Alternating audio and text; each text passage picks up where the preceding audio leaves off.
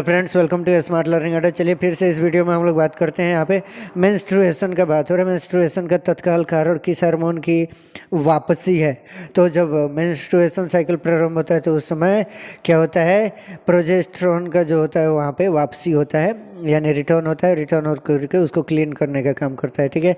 शुक्राणु का अक्षीय तंतु किससे बना होता है, तो वो बना होता है दूरस्थ वर्तुलिका से बना होता है। ठीक है। अगला प्रश्न, मानव में किस तरह का प्लेसेंटा पाया जाता है, तो ये बताना आपको कि उसको हम लोग नाम देना चाहे तो कह सकते हैं क्रोनियोनिक, हीमोकोरियल और मेटाडिस्क्लाइडल। ये 3 तरीके का होता है। तो ऑप्शन नंबर डी हमारा सही हो जाएगा।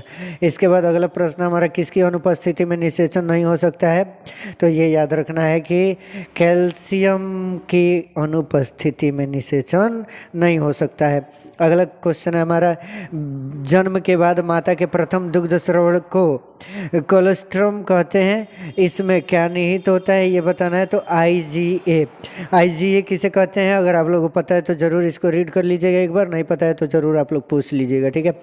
अगला प्रश्न है यहाँ पे, प्रोस्टाग्लैंडिन क्या है, इसके बारे में बताना है। तो ये कैसा होता है, तो असंतृप्त होता है। इसके बारे में ज़्यादा जानकारी हासिल करने के बजाय आप लोग इसको एक बार रीड कर लीजिएगा। ठीक है। अगला प्रश्न, सेमिनल वेसल के स्राव द्वारा जो फ्रक्टोज होता है उसकी उपस्थिति में फोरेंसिक जांच में प्रदर्शित होता है क्या, वो तो बलात्कार के लिए इसका उपयोग किया जाता है। ठीक है।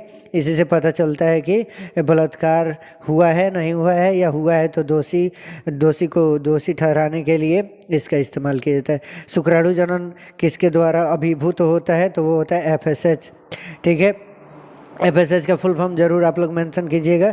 इसके अलावा शुक्राणु जनन द्वारा एक प्राथमिक शुक्राणु कोशिका से कितने शुक्राणु बनते हैं ये बताना है। तो वो बनते हैं टोटल कितने, 4। इसीलिए अगर वहाँ पे एक क्वेश्चन पूछ रखा था कि 124 है तो उसके लिए कितने विभाजन की आवश्यकता है, जिसको हम बोले थे कि अगर आप लोग 4 से डिवाइड करते हैं तो 4 3 जा कितना हो जाता है, 12 हो जाता है, और 4 1 जा 1, तो 31 डिवीजन की आवश्यकता वहाँ पे होती है अर्धसूत्री विभाजन की। ठीक है। आई होप आप लोग समझ रहे होंगे। यहाँ से शुक्राणु जनन द्वारा एक प्राथमिक शुक्राणु कोशिका से कितने बनते हैं, 4 बनते हैं। ठीक है। इस तरीके से कितना हो भी संख्या देगा डिवीजन कर लीजिएगा आप लोग।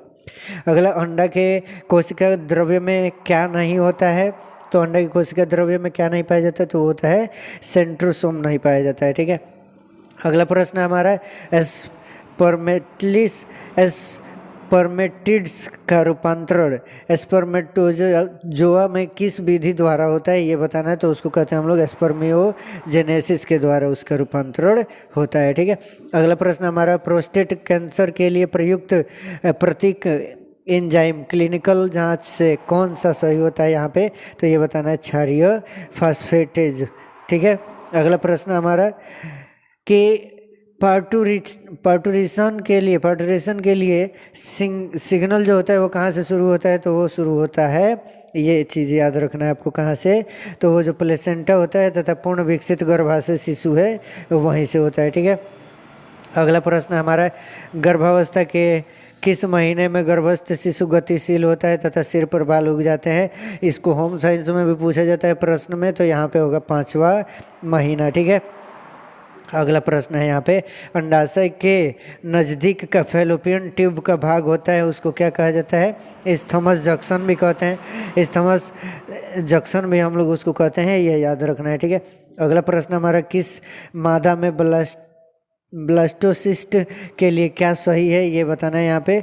तो इसका सही हो जाएगा क्या, कि जो वहाँ पे इम्प्लांटेशन होता है उसके साथ साथ ट्रोपोब्लास्ट कोशिका द्वारा इम्प्लांटेड होता है, इसीलिए इसको क्या कहते हैं, ब्लास्टोसिस्ट के लिए यही जो इसका रूप है वही सही है। ठीक है।